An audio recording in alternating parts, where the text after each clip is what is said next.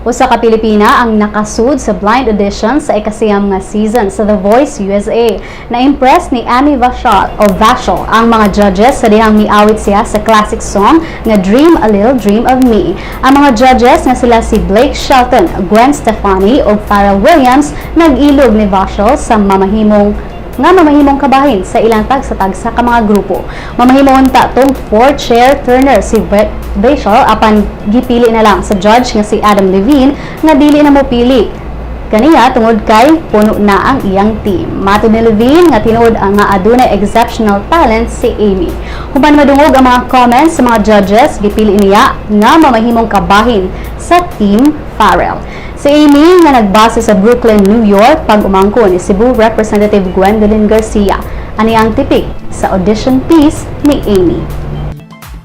Stars shining bright above you.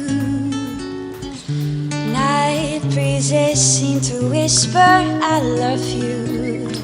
Birds singing in the sycamore tree. Dream a little dream of me.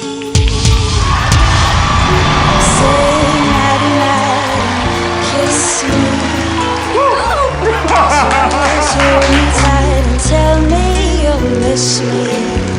While I'm alone and blue as can be.